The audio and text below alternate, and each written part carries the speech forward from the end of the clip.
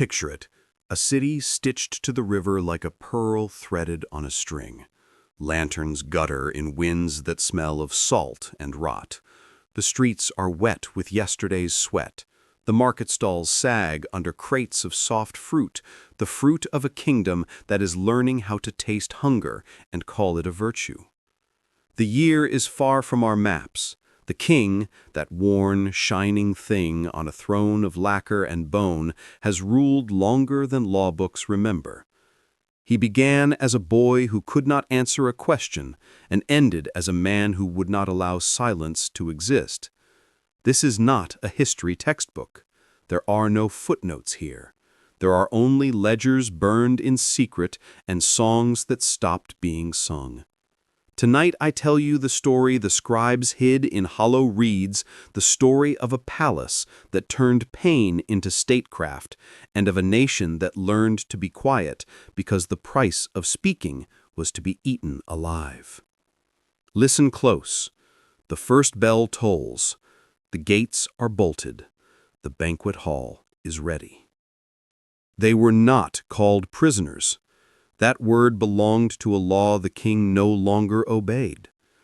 They were conscripts, men and women taken from the roads and from houses and from the boats that came up the river with spices and lies. They were chosen for details finer than fate, the angle of a brow, the pitch of a cry, hands that flexed like musicians' fingers. These were qualities the king believed might produce a hymn worth hearing. You are a courier, a young soldier bound to obedience. It is midnight. A messenger inlaid with mother of pearl places a sealed tablet into your hands. "Bring 10 jars of the amber," he says, his voice clipped as if he had swallowed sand. "Tell no one." You know the route by heart. You know the iron door that breathes warm air and the corridor that tastes like incense and old oil. You do not ask where. You do not ask why. You will not be the first to question, and you will not be the last to find out that some questions are dangerous like rivers. On the way you pass men with faces like split stone, overseers of the king's entertainments, they call themselves, whose hands smell of floral grease and ledger ink. They move like vultures who have learned to walk upright. The chamber is deeper than the foundations of the city itself. It is built within an older temple, which is to say, it was built on the bones of the gods. Black tiles absorb torchlight until the room breathes with the glow of molten gold. There are 9 alcoves along the walls, each a throat to another horror: the pit of scaled silence, the hall of echoes, the copper baths, and the place the king calls the golden offering, where he sits like a priest with hands made of filigree. The conscripts are waiting when you arrive. They are blindfolded, their wrists bound with strips of dyed cloth. They are adults, fishermen, merchants, a harpist whose fingers tremble even now. They hum low songs to themselves, songs of harvest, lullabies stolen from daughters' mouths. The overseer watches each face, reading from a list of measures: height, weight, tone, resilience. A clerk writes everything in a thin, neat hand. Each entry is a small cruelty. You watch as an attendant rolls jars of the amber across the stone. Viscous, honey-like substance darkened with spices and an ingredient whose name has no surviving word. The jars are sealed with wax stamped with the king's seal, the seal shaped like an open mouth. The king arrives not with trumpets, but with silence. He is wrapped in layered linen and robes that scrape like the sound of old teeth. Time has carved his cheeks into thin maps. Those who stand too close say his breath smells of dust and something sweet. He does not need to speak. His eyes are a motion that orders the world to fall into place.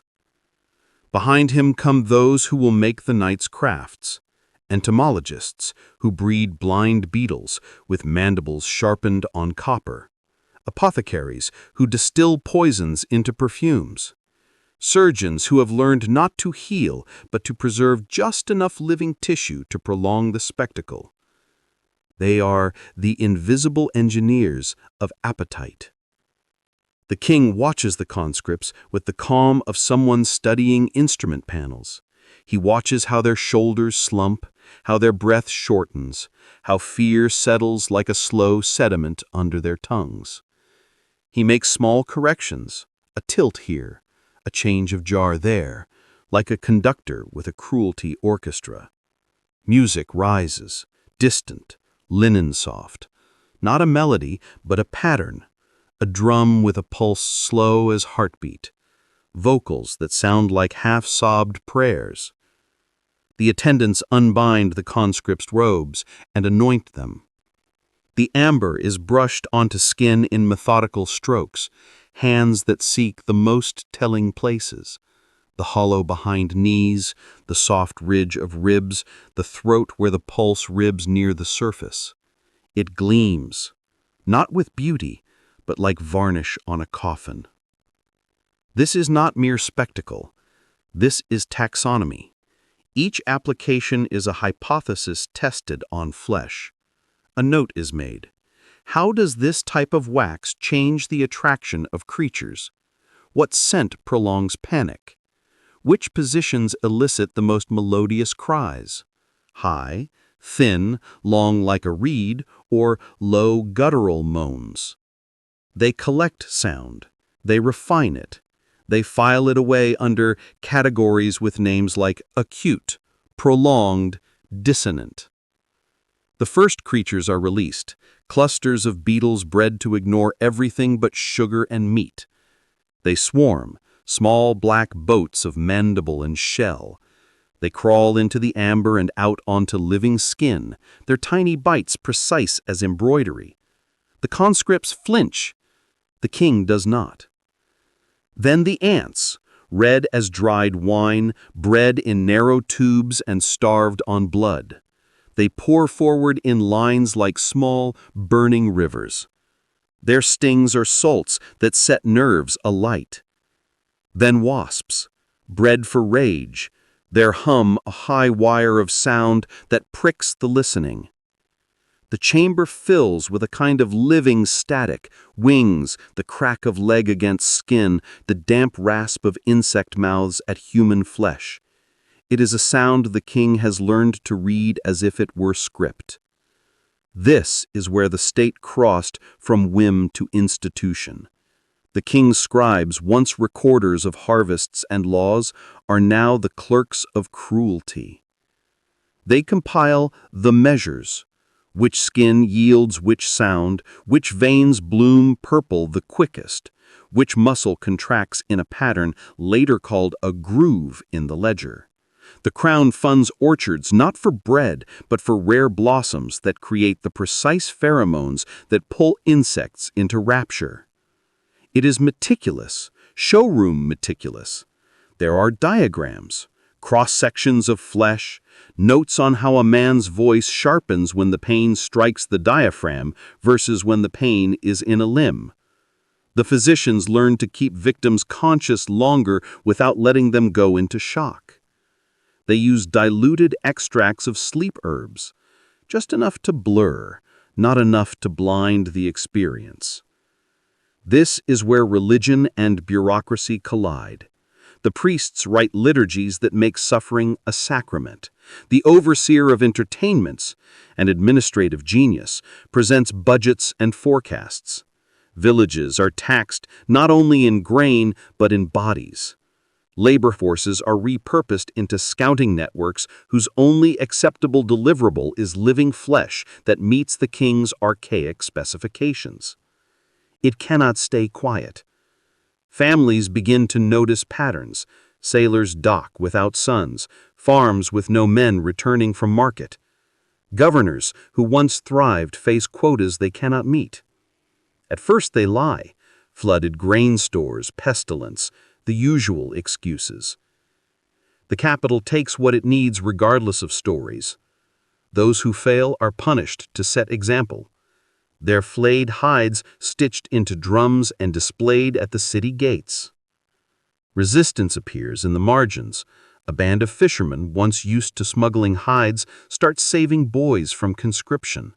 A schoolmaster hides ledger books of his students, swaps names with elders' daughters. They call themselves by small, defiant titles: the keepers, the fathers of the left shore. They operate in whispers, in borrowed boats, in stolen rows of night. But the king is not merely cruel, he is adaptive. He replaces stolen names with ritual ones, turns escape into spectacle. Captors stage drownings turned into recoveries, and the king himself presides over fake punishments that end with the freed being taken to the chambers. The moral economy of the